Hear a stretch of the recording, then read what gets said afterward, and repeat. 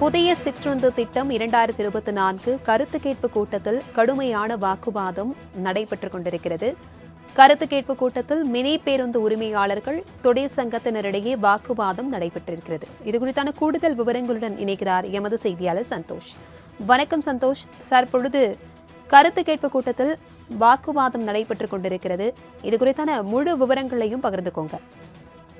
வணக்கம். தமிழகத்தில் தனியார் மினி பேருந்துகளை இயக்குவது தொடர்பாக புதிய வரவு திட்ட அறிக்கை மீதான கருத்து கேட்பு கூட்டம் என்பது காலை முதலிலிருந்தே சென்னையில் இருக்கக்கூடிய கலைவாணர் அரங்கத்தில் உள்துறை செயலாளர் தலைமையில் நடைபெற்று வருகிறது.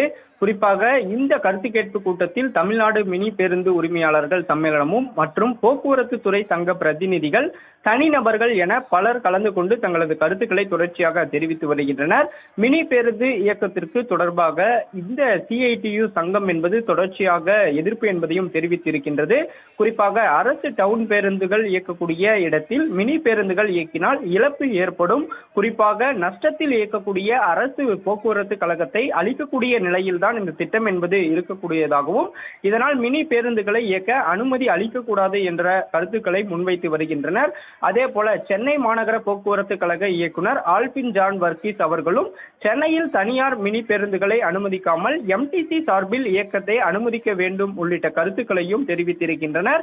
குறிப்பாக 25 கிலோமீட்டர் வரை இயக்க அனுமதி அளிக்கக்கூடாது என்றும் 6 முதல் 8 கிலோமீட்டர் வரைதான் இருக்க வேண்டும் என்றும் தற்போது தகவல் என்பதும் தெரிவித்திருக்கின்றனர்.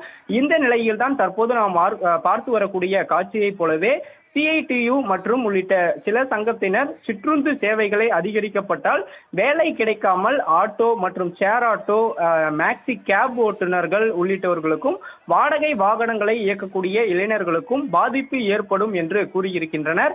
இந்த கருத்தை முன்வைத்திருக்கக்கூடிய CITU ஊழியர்களிடம் தொடர்ச்சியாக மினி பஸ் உரிமையாளர்கள் சங்கம் கடு வாக்குவாதத்தில் ஈடுபட்டிருந்தனர். அதனால் இந்த கருத்து கேட்பு கூட்டம் என்பது சிறிது நேரம் பரபரப்பை ஏற்படுத்தி இருக்கிறது. ஆட்டோ ஷேர் ஆட்டோ குறித்து பேசக்கூடாது என தொழிற்சங்கத்தினரிடம் மினி பேருந்து உரிமையாளர்கள் வாக்குவாதத்தில் ஈடுபட்டு வரக்கூடிய காட்சி என்பதை தான் பார்க்க முடிகிறது. இந்த கருத்து கேட்பு கூட்டத்தில் இந்த பரபரப்பு ஏற்பட்டவுடன் காவல்துறையினர் வரவழைக்கப்பட்டு இரு தரப்பினரிடமே சமாதானம் என்பதும் அழைக்கப்பட்டிருந்தது. குறிப்பாக புதிய சிற்றுந்து திட்டம் 2024 இந்த கருத்து கேட்பு கூட்டத்தில் பல்வேறு முறைகேடுகள் இருப்பதாகவும் மினி பேருந்துகளை இயக்க அனுமதிக்க கூடாது என்ற நிலைப்பாட்டிலும் தான் தொழிற்சங்கங்கள் தொடர்ச்சியாக ஈடுபட்டு வருகின்றனர். இருந்த போதிலும் கூட மினி பேருந்து உரிமையாளர்களுக்கான ஒத்துழைப்பை அளிக்க வேண்டும், நாங்கள் சென்னையில் இயக்குவோம் என்றும் தொடர்ச்சியாக